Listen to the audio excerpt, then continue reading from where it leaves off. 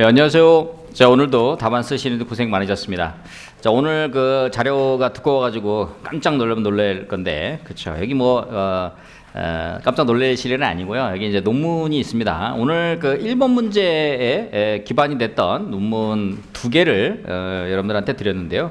오늘 여러분 그 논문 이게 보라 그러면 다 안 볼 것 같아서 제가 2페이지씩 해가지고 요약을 했습니다. 그래서 14페이지 한번 보세요. 14페이지. 자, 공법상 제한받는 토지의 평가. 공법상 제한받는 토지의 평가. 이게 이제 우리 시험에서 첫 번째 논문 드렸던 요 판례는 요게 28회 1번 1-3번에 기출된 쟁점이 되겠고요. 그 다음에 16페이지에 있는 요약들인 뒤에 있는 이제 논문이에요. 둘 다. 이거는 31회 1-2번 기출 되었던 내용이 되겠습니다. 자, 이거를 봤을 때 이거 공법상 제한받는 토지 평가 이게 뭐지? 이제 이거에 대해서 여러분들이 다 고민을 하는데 우리가 실무 이론 법규가 제가 실무 이론 법규 요게 트라이앵글로 그 한 과목이 되는 순간에 그렇죠? 별의 순간 여러분이 합격의 별의 순간이 온다 이렇게 말씀을 드렸는데 한 과목이라는 생각이 드는 순간 이게 왜 그러냐면은 이게 이제 보상평가에서 공법상 제한받는 토지의 평가 이 관련된 내용은 뭐냐면 이거예요. 표준지 시점 수정 선정 그 다음에 지역 요인 비교 개별 요인 비교 그 밖의 요인 보정 우리 법규에서는 이걸 기타 요인 보정 기타 사항 참자 이런 표현을 쓰고 있죠. 이제 보상 단가 면적 그 다음에 전체 보상액이 책정이 되는데 바로 요 적용 공시지가의 선택 그쵸? 요게 적용 공시지가의 선택 이 선정에 있어서 요것을 선정함에 있어서 이 공법상 제한받는 그쵸? 공법상 제한받는 토지의 평가 관련된 어떻게 돼요? 표준지 선정하는 거 그쵸? 이제 표준지 선정하는 요 포인트가 여기 들어가 있는 거예요. 그렇죠? 그래서 개발이익 배제를 할 수 있는 것이 사실 여기 표준지 선정하는 여기 이제 요 부분에서 우리가 개발이익 배제 한번 하고요. 개발이익 배제. 그렇죠? 그다음에 우리가 시점 수정할 때 요때 이제 개발이익 배제. 그렇죠? 한번 하고 그다음에 그 밖의 유연진 기타 요인 보정할 때 개발이익 배제를 합니다. 그렇죠? 그래서 여기 이제 실무이론 법규 할 때 공법상 제한받는 토지의 평가 이것이 바로 여러분이 이제 보상 실무에서 여기 그 표준지 선정하는 그렇죠? 요런 포인트에서 이제 핵심 내용이 이제 담겨져 있는 것이라고 볼 수가 있겠습니다. 자, 그래서 이제 첫 번째 논문은요. 자, 보시면 14페이지 요 논문은 우리 오늘 1번 문제에서 논의하고 있는 2012도 7950 매봉역 인근의 도곡동 공원 사건에 관련된 내용이 되겠습니다. 그래서 요 첫 번째 그 공법상 제한받는 토지의 평가 도곡동 그 매봉역 인근의 도곡동 공원과 두 번째 자연공원법상 자연공원구역 요 점에서 큰 차이가 있는 게 뭐냐면은 잘 생각을 해보면은 이 자연공원법에 의한 자연공원은 뭐예요? 요거는 이제 산에 있는 거지 임야에, 그치? 보통적으로 이제 자연공원법에서 자연공원은 임야 산에 있습니다, 산에, 그쵸? 그래서 산에 있어가지고 이렇게 자연공원으로다가 지정을 해놓고 여기를 그 자연공원으로서 일반인들이 들어가가지고 공원으로서의 어떤 역할 이런 부분에 있어서 보면은 여러분이 그냥 이거를 복잡하게 생각 안 해도 이거는 그냥 일반적 계획자이다 이렇게 생각할 수 있는 측면이 있어요. 자연공원 같은 경우는 그렇죠? 산에 있는 거니까. 그 다음에 첫 번째 이 매봉역 도시공원 요거는 뭐가 있냐면은 요건 도심에 있었던 거야. 도심. 도곡동하고 대치동 사이에 그 매봉역 인근에 여기가 공원으로다가 지정이 되는 거야. 도시공원으로 지정을 해놓은 거예요. 그렇죠? 자, 이런 것들은 과거에는 이제 서울시에서 종세분화를 할 수가 있었어요. 그러니까 그 주거지역으로 한 다음에 지금은 이제 국토의 개입 이혼한 법률에 따라서 용도지역을 지정하게 되는 거였는데 과거에는 뭐가 있냐면 그냥 일반 주거지역으로 하게 되면 서울시가 어떤 편의를 가지고 요거를 1종, 2종, 3종으로 지정을 해서 종세분화를 할 수가 있었어요. 서울시에서. 그렇죠? 그러다 보니까 이제 도심이었잖아. 그래서 공원이고 그러니까 뭐 그냥 요거를 그냥 일종으로 그냥 지정을 해놓던 거지. 그렇죠? 그런데 도곡동, 대치동 알다시피 대한민국의 최고의 교육의 메카, 그치? 대치동, 그쵸? 그래서 여기 이제 주변이 전부 이게 제3종 일반주역이 된 거야, 그치? 제3종 일반주거지역이 된 거죠, 그쵸? 이 자연공원법상 자연공원 뭐야? 이거는 이제 자연녹지 이런 게 일반적이지, 자연녹지. 여기 이런 자연공원이 여러분들 개발이 될 그 여지가 있어요? 거의 없잖아. 실무적으로 봐도. 그쵸? 그러니까 여기서 50분의 1, 2번 문제 같은 경우, 요 두 번째 논문에서는 여기 50분의 1이 요게 풀렸을 때, 그러면 요거를 자연공원법에 한 자연공원인 일반적 계획전으로 평가할 것인지, 아니면 이게 풀린 대로 평가를 할 것인지, 이런 논이거든요. 근데 이제 요거는, 여러분이 생각을 해보시면은, 요게 이제 일종으로다가 지정을 해놨어요. 그렇죠? 그래서 오늘 1번 문제 그 사건을 한번 보시면은요, 이거 한번 보세요. 1번 문제 처음 1페이지 한번 보시면 우리 오늘 나눠드리는 자료 처음에 요게 요 공원이 그쵸? 요 공원이 수용재결로 해서요. 수용재결로 해서 어떻게 됐어요? 요거를 40억에 평가를 했습니다. 보상평가를 했어요. 근데 그 토지 소유자가 당연히 열받았겠죠. 이거 뭐 주변은 다 3종인데 그쵸? 왜 나는 1종이냐? 그렇죠? 그래서 다시 이의제결을 했습니다. 자, 이의제결을 해가지고 이게 43억, 약 43억이 됐고요. 그래도 이게 이거 계속 조금 그 집값에 넣으려 이런 것만 찔끔찔끔 올려준 거예요, 그렇죠? 열받아가지고 1심 보증서를 제기했습니다. 그렇죠? 보증서를 제기했어요. 자, 1심 보증서에서 얼마 나왔습니까? 약 175억, 180억, 약 180억 정도, 그렇죠? 175억 정도 나왔죠? 175억 정도, 한 180 정도 약 180으로 보죠.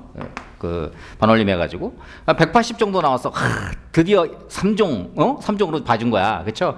그런데 항소심에서 자 2심 보증소에서 어떻게 했냐면은 125억으로다가 좀 낮췄어요, 그렇죠? 125억으로 낮췄어요.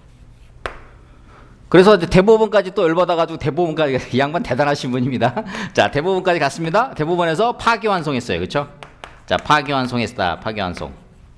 왜? 자, 이제 이 금액으로 보면은, 자, 요거는 지금 1종으로 한 거예요. 1종으로 했어요. 그렇죠? 자, 요거는 125, 요거는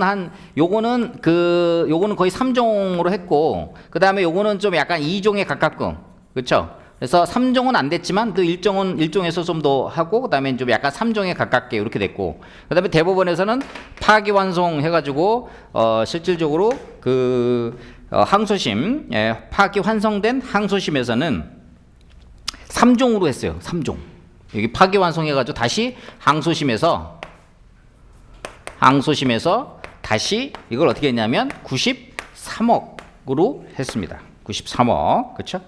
근데 여기 내용적으로 보면은 이게 그쵸? 처음에 한 거는 지금 43억이잖아, 그치? 근데 법률적으로 보면 이제 판례 내용으로 보면 1종으로는 했어요, 그쵸? 근데 금액은 2종에서 약 3종에 가깝게 금액은 보상평가액은 책정을 한 것이죠, 그쵸? 그래서 이게 무슨 의미로, 그쵸? 어떤 의미로 이런 식의 판결이 나왔느냐? 이 부분이 굉장히 이제 궁금하잖아요, 그쵸? 궁금하니까 이와 관련돼서 두 분의 학자분께서 이에 대한 논문을 발표했습니다. 자, 그러면은 그 해답을 한번 여러분 따라가 보죠. 자, 14페이지 한번 보시면 하도 논문이 길어가지고 제가 요약을 해서 쟁점만 한번 보겠습니다. 자, 손실보상제도는 재사건 보전과 국민의 공용부담을 공평하게 14페이지 헌법적 원리에 기초해가지고 그쵸? 자, 공법상 제한에 대해서 재산의 어떤 가치 하락에 대한 보상 규정이 과거에는 마련되지 않았고 지금 현재 대법원에서도 이런 부분들이 좀 문제가 있는 상태인데요. 그런데 이제 본 논문에서는 이러한 문제의식을 가지고 공법상 제한받는 토지의 유형을 정리하고 그 다음에 판례를 분석해서 이게 직접 목적의 요건 이 부분이 들어가 있는데 자, 이 부분을 어떻게 해석할 것인지 이 부분을 살펴보겠다. 그쵸? 이런 내용이 되겠습니다. 자, 공법상 제한이라는 것은 우리가 공익사나 공공복리를 위해서 재산권에 가해진 각종 토지 이용 규제를 말하죠. 주로 얘기하는 이제 용도지역 지구 지정, 뭐 군사시설 보호라든지 상수원 보호라든지 개발제한구역 이런 것들을 얘기하는데요. 자, 제1유형. 여러분들이 이제 여기서 학습을 해야 될 게 바로 제1유형, 제2유형 이런 거죠. 그래서 실제 이게 이제 출제가 만약에 된다 그러면 여러분들이 이가 일반적 계획제한, 그러니까 이걸 이제 실무하고도 연관성이 있는 측면이 있는데 이것을 어떻게 이제 이거를 극복해야 되냐. 이거 벌써 1번 문제로 2번이나 출제가 됐어요. 그렇죠? 2번 출제가 되면 언제든지 여기 출제 가능성이 매우 높은 쟁점입니다. 그러면 제1유형은 뭐야? 제1유형. 제1유형은 바로 일반적 계획제한. 일반적 계획제한은 우리 실무에서도 제한받는 그 상태대로, 그쵸? 제한받는 상태대로 평가하는 거죠, 그쵸? 그러니까 특별한 어떤 해당 공익사업을 목적으로 하지 않고 그냥 개발 제한, GB 지정이라든지, 그쵸?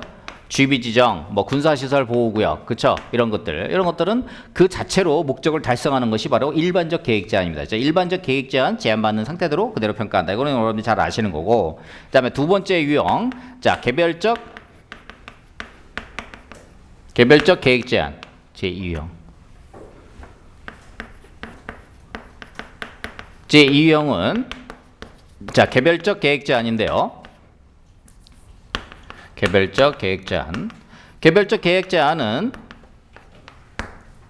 말 그대로 특정 공익 사업을 전제하기 때문에, 그쵸? 특정 공익 사업을 전제하기 때문에 제한받지 않는 상태로 평가한다. 이거는 여러분들이 아시는 거고. 요거는 뭐 일반적인 거고. 지금 여기서 이제 그 논문에서 이야기하고자 하는 것이 바로 3유형입니다. 3유형. 그렇죠? 제 3유형이 있는데 이 3유형 중에서 판례로 인정되는 건데 3-1유형하고요. 그렇죠? 그다음에 3-2유형이 있습니다. 3-1유형은 일반적 계획 제한이 특정 공익 사업을 직접 목적으로 변경된 경우. 그렇죠? 그래서 일반적 계획 제한이 특정 공익 사업을 직접 목적으로 변경된 경우고, 그 다음에 제 3-2유형은 특정 공익 사업을 위해서, 자, 특정 공익 사업을 사업 시행을 위해 용도지역 변경을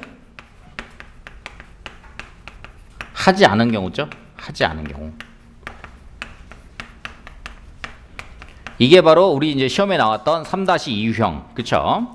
원래는 요게 대치동, 도곡동 요 공원이 그게 원래는 이제 이것도 3종으로 바뀌어야 되네. 도심 지역 내 공원이잖아요. 그렇죠? 그래서 요거를 이제 3종으로 바뀌어야 되는데 특정 공익사업, 이 공원 조성 사업을 위해서 용도 지역 변경을 하지 않은 거예요. 그렇죠? 그러니까 이 사람 입장에서는 굉장히 억울한 거죠. 그래서 1심에서 1심, 2심은 이걸 받아들여줬지만 대법원은 그렇게 되면 이제 보상금이 너무 많이 나가는 거, 그렇죠? 이런 측면이 있다 보니까 파기환송을 했지만 항소심에서는 어느 정도는, 그렇죠? 2종, 뭐 공법상 제한은 뭐 1종으로 했습니다만은 실제 보상 금액은 이 2종에서 3종에 가깝게끔 이렇게 책정이 됐어요. 그렇죠? 요 히스토리를 여러분들이 딱 아는 상태에서 요 문제를 딱 풀거나 요 문제를 딱 보면 굉장히 쉽게 느껴질 수 있는데 요거를 수험가에서 저처럼 정확하게 설명해 주는 사람이 없어요. 그렇죠? 왜 잘 모르니까. 이거 잘못 얘기했다가는 그쵸? 방송에다 찍히잖아. 그치? 그러면 죽 쓰는 거거든. 선생 내려와야 되는 그런 상황이다 보니까 이거를 제대로 가르쳐 주는 사람이 없어요. 그쵸? 그래서 제가 논문이랑 관련된 쟁점들, 또 업계에서 이런 쟁점들을 제가 의견 청취를 해가지고 여러분들한테 이런 내용을 이제 설명을 좀 드리는 거예요. 자, 요거 한번 보시면 제도 연령을 보면 과거에 1977년도 공공용지 보상 기준이 처음 제도화되었고요. 공특법, 공공용지 시도 및 손실보상 특례법, 요게 어떻게 돼요? 지금 이 통합이 돼서 지금 현재 시점에서는 토지보상법 시행규칙 제23조에 규율을 하고 있습니다.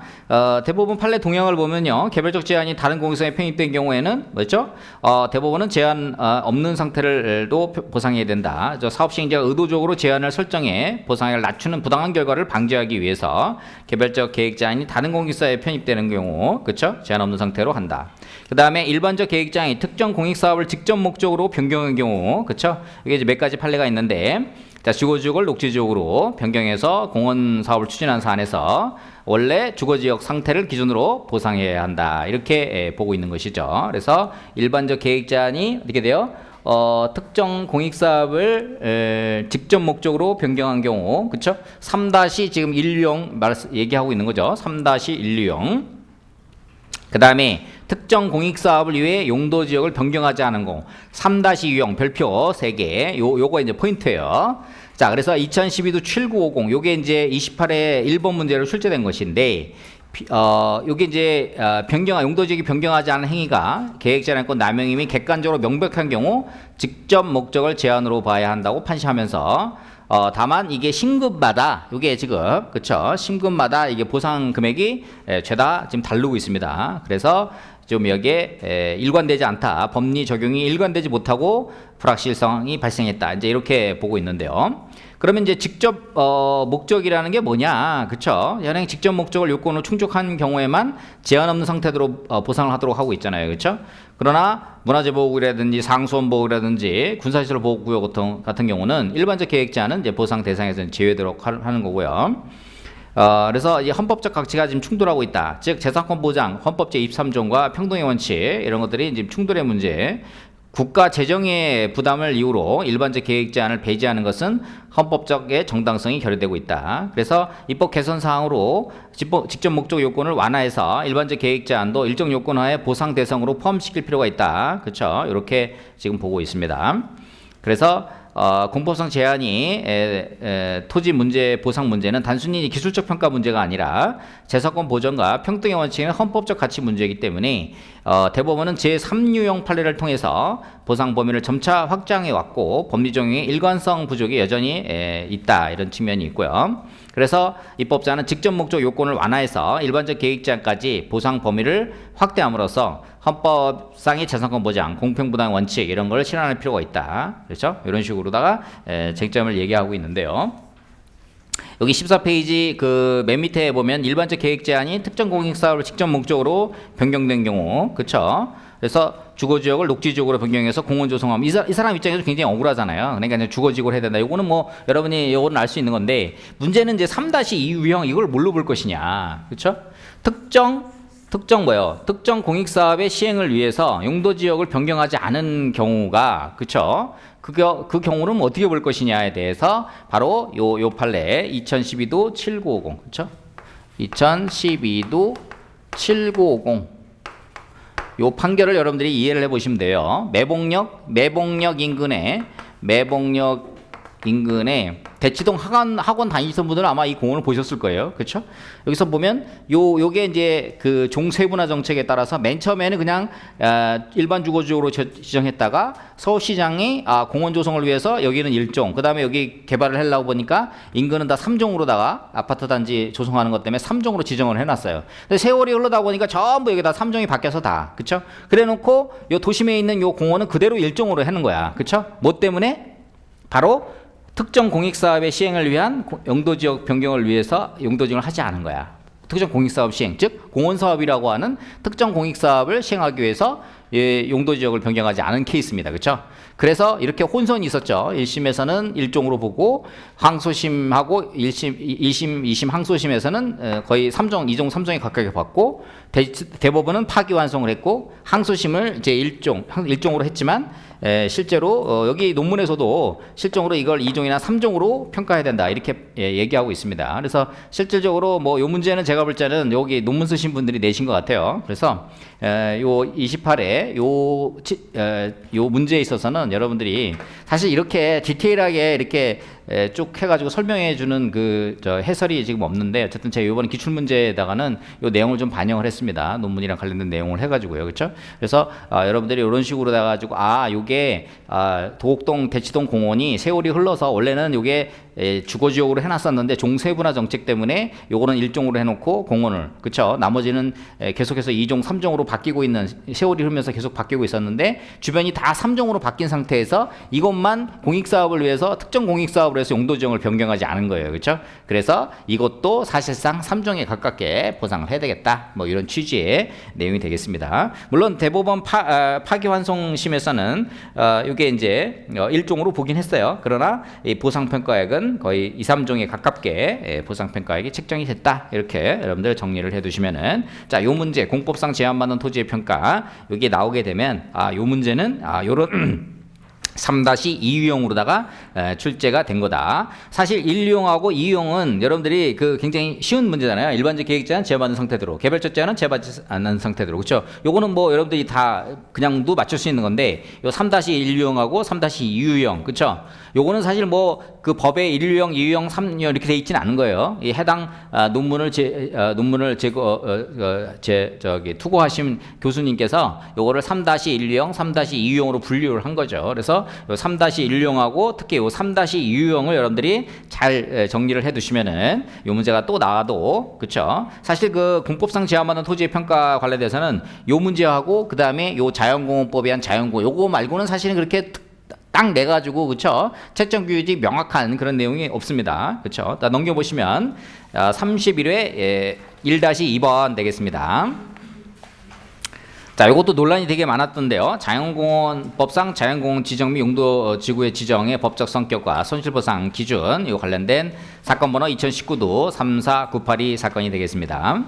그래서 공법상 제한받는 토지라는 게 이제 손실보상이 중요한 쟁점이죠. 그래서 뭐 개발 제한 구역이 대표적인 일반적 계획 제한입니다. 그래서 그 다음에 자연공원법상 이 자연공원 지정 및 용도지구 지정이 이게 이제 일반적 계획 제한인지 아니면 개별적 계획 제한인지 명확하진 않았어요, 이게, 그렇죠? 근데 이제 대법원 판례가 나오면서 2019도 34982, 그렇죠? 뭐 수험생이 뭐 창조적인 인간도 아닌데, 그렇죠? 이런 판례가 나오자마자 바로 이거를 1번 문제로 출제한 거 제가 보기에는 약간 무리가 좀 있어요. 그렇죠? 여기까지 수험생이 알기는 어려운데 이걸 왜 1번 문제로 냈냐? 판례가 있잖아. 그치? 판례가 있으니까 제대로 못 쓰면 그냥 떨굴라고 그냥 1번 문제에서 그냥 그 승부를 가르려고 이런 문제를 이제 출제를 한 거죠. 그러니까 여러분들도 그런 걸 좀 잘 생각해 보시면 돼요. 이게 이제 시험 문제 떨어뜨리려고 이렇게 복잡한 논문을 냈구나. 사실관계 잠깐 보면요. 울주군수가 국립공원 지정을 1983년도에 하고요. 용도지구를 1987년도에 한 다음에 2015년도에 다목적 광장 운동장 설치 계획을 수립하면서 토지를 수용하는 과정이 있었습니다. 그런데 이 보상 과정에서 이 공원 지정으로 인한 이 제한을 어떻게 볼 것인지, 자연공원으로 지정하는 것이 어떻게 볼 것인지 이렇게 봤는데요. 자, 1심은 자연공원 지정은 개별 사업과 직접 관련이 없어 제한이 있는 상태대로 평가해야 된다, 이렇게 원고 패소, 그렇죠? 2심에서는 공원 설치를 직접 목적으로 한 지정이기 때문에 제한이 없는 상태로 해야 된다, 원고 승소. 야, 여기까지는 아주 좋았어요. 이 항소심에서 이겼습니다. 대법원은 자연공원 지정 용도 지역은 특별한 사정이 없는 한 뭐다? 일반적 계획 제한에 해당되기 때문에 원심을 파기환송했습니다. 그렇죠? 결국은 제한받는 상태대로 간다는 거죠. 그렇죠? 그래서 이렇게 이제 그 결론이 났고요. 그래서 공법상 제한의 유형, 이것도 뭐 이 논문에 이제 요 첫 번째 논문에 있는 연장선상에 있는 건데, 일반적 계획 제한과, 그렇죠? 개별적 계획 제한, 이런 부분들, 그렇죠? 그래서 일반적 계획 제한은 그냥 그대로 지정 목적이 완성되는 거, 개발 제한 구역, 문화재 보호 구역, 그렇죠? 상수원 보호구역, 이런 것들은 그 지정 자체로 목적이 완성된다, 제한 상태 그대로 간다, 평가한다. 그다음에 개별적 제한은 구체적 사업 시행을 직접 목적으로 한 제한이기 때문에 제한 없는 상태로 간다. 대표적인 도시계획시설 사업에 대한 결정이라든지 뭐 사업인정 고시를 통해서 특정 공익사업을 목적으로 한다. 그러면 어떻게 돼요? 이렇게 제한 없는 상태로 가는데, 다만 이제 특정 공익사업의 사업을 직접 목적으로 해서 일반적 계획 제한인 경우에는 앞에 우리 3-1용 본 것처럼 용도지역 지구전환에도 특정 사업이 직접 목적인 경우에는 지정 전 상태로, 좀 아까 우리 앞에서 본 것도 뭐라 그랬어요? 이게 주거지역을 녹지지역으로 하면서 공원조성 추진한 사안에서 원래 주거지역으로 해야 된다, 이런 거하고 이제 같은 내용이 되겠습니다. 그래서 자연공원 지정 및 용도지구 지정의 법적 성격에 관련된 거, 뭐 자연공원 지정에 대해서 여러분들 이걸 다 외우시기는 어렵겠죠. 뭐 자연생태계, 경관, 문화재 보전 뭐 이런 거를 위해서 이런 거를 했다. 그래서 이것은 별도의 사업 시행을 전제로 하지 않고 일반적 계획자. 여러분들 그 국립공원 같은 데 보면 또 자연공원법에는 자연공원으로 대부분 다 지정이 돼 있으며 용문사, 그 제가 자주 가는 용문사 그렇죠? 여러분들 합격을 위해서 제가 항상 용문사 천년의 은행나무, 제가 잘 맞추는 것도 뭐 천년의 은행나무가 저한테 항상 길을 줘가지고 그렇죠? 무엇이 나올 것이냐 이렇게 하면 천년의 은행나무가 그렇죠? 공법성 제한 해가지고 천기를 주는 거죠. 자, 용도지구 지정. 그래서 요거는 이제 공원계획 계획의 일부로 뭐 예를 들자면은 이제 공원 자연 환경 지구라든지 집단 시설 지구 이런 구역을 이제 세분화할 수 있는 거 그렇죠? 그래서 이런 것도 이제 구체적 사업이 수반되지 않기 때문에 역시 일반적 계획 제한으로 간다 그렇죠? 그래서 손실보상 쟁점에서는 해당 대법원 판례 기준으로 본다 그러면 자연공원 지정과 용도지구 지정은 일반적 계획 제한으로 봐서 제한이 있는 상태에서 보상액을 줘야 된다. 그렇죠? 그래서 원고의 주장, 제한이 없는 상태로 해야 된다. 그러면 보상액이 훨씬 더 많이 나가겠죠? 그래서 원고 주장 패소 배척을 했다. 그 다음에 이제 추가 쟁점으로서 수인한도 이런 내용이 이제 나오게 되는데요. 자, 제한 상태로 보상액을 산정할 경우 토지 소유자에게 과도한 불이익이 발생할 수 있습니다. 파기환송심에서는 수인한도를 넘는 과도한 재산권 침해인지 여부가 쟁점이 되었으나, 자, 법원은 일반적 계획 제한의 성격상 원칙상 타당하다 이러면서 그냥 접었어요. 그렇죠? 사실은 좀 억울할 수 있죠. 여러분들도 생각해 보세요. 그 뭐 계속 자연공원으로 지정해 놓고, 그죠? 했지도 않고 뭐 이게 한 몇십 년 막 지나고 지금 봐봐요. 보면은 몇십 년 지났잖아요. 1983년도 태어나신 분들도 계실 건데, 그쵸? 뭐야? 벌써 한 40년 세월을 흘렀잖아요. 그쵸? 그러니까 수인한도를 넘는 재산권의 과도한 침해가 아니겠느냐? 에서 파기환송심에서 논의는 했지만 그렇게 하면은 또 이걸 열어주면은 또 보상금이 많이 나가야 되니까 또 우리 대한민국에 이런 관련된 공익사업이 많은데 이거 이렇게 열어주면은 보상금이 과다하게 나가니까 정부의 재정도 없고 지자체나 정부 재정이 없기 때문에 그냥 덮은 거죠. 그냥 일반적 계획 제한으로 미안해 수인한도는 있지만 미안해 덮은 거야. 그렇죠? 그렇게 딱 이해를 하시면 되겠습니다. 자, 그 다음에 이제 결론 부분에서 결국은 2019도 3498이 판결은 자연공원법상 자연공원 지정 및 용도지구 지정의 법적 성격을 뭘로 본다? 일반적 계획자. 그동안에는 요게 자연공원법상 자연공원구역에 대해서 명시적으로 이게 일반적 계획자인지 개별적 계획자인지 명확하진 않았어요. 명시적으로 이거를 최초로 이런 판례를 냈다. 그렇죠? 그렇게 해가지고 여러분들이 하고 나머지 뭐 앞으로 입법적으로 정비를 해야 되겠다 뭐 이런 얘기 되겠습니다. 그래서 요거 대치동 도곡동 공원 그쵸? 요게 28회 1번 문제로 출제 그쵸? 그 다음에 요거 자연공원법상 자연보호구역 31회 1번 그쵸? 1-2번으로 출제 1번으로 출제된 요 케이스가 되겠습니다. 그렇죠? 요거 여러분들께서 잘 이렇게 정리를 해 두시면은 뒤에 이제 시간 되실 때 이제 화장실에서 한 번씩 버스나 이런 데서 지하철 타실 때 한 번씩 읽어 보세요. 그래서 이런 요지로 이런 내용이 나왔구나 하는 것들을 좀 알아두신 다음에 요 공법상 제한은 제가 볼 땐 요 두 개의 논문 그 다음에 두 개 논문에서 제시하고 있는 쟁점들만 다 아시면 뭐 다른 거 건들 것도 없어요. 조문하고 요 판례 두 개, 그다음 기출문제 요 두 개 정도만 정리하시면 좋을 것 같아요. 그래서 이제 이렇게 출제하시거나 이렇게 뭐 우리 학회 교수님들한테 이제 이런 걸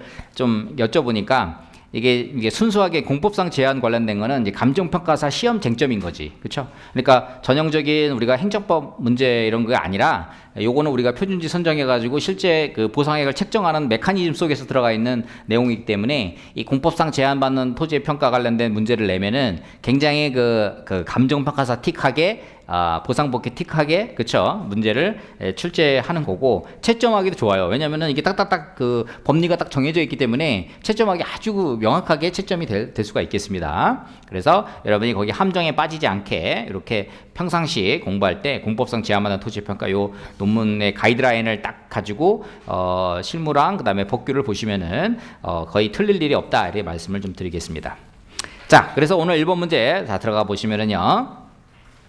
이거 아주 추리는데 제가 아주 애먹었어요. 이게 사실관계를 매봉역 인근 도곡동 사건, 매봉역 인근 네 필지가 있습니다. 2012도 7950 토지에 관해서 해당 토지는 당초 일반 주거지역이었다가 종세부나 따라 제1종 일반지역이 되었는데 이 사건 시행을 목적으로 해서 도시계획 시설인 공원용지로 지정되지 않았다라면 그 주변 토지와 같이 그렇지 안에 이거 주변 토지와 같이 다 이게 대치동에 다 3종이 돼 있잖아요. 그렇죠? 3종 일반지역이 되거나 상가용 부지로 환원됐을 것이므로 이 사건 토지에 대해서 손실보상을 산정함에 있어 공원용지의 지정이라는 공법상 제한이 없는 것으로 상정하여 어떻게 제3종 요거를 1종 말고 제3종 일반지역원 내 표준지를 비교표준지로 선정해서 아까 표준지 곱하기 시점 수용 지역유형 개별요인 비교할 때 그 표준지를 뭘로 제3종 일반지역으로 해가지고 보상금을 띄우는 거죠. 높게 산정하고 그 이용사항을 상업용 부지로 보고 평가해야 한다고 토지 소유자 갑은 추정합니다. 그렇죠? 이게 여러분들 보세요. 지금 40억하고 지금 180억하고 인생이 바뀌는 거야. 여러분 거 여기서 뭐야 140억 그렇죠? 평생 여기서 여러분들이 1년에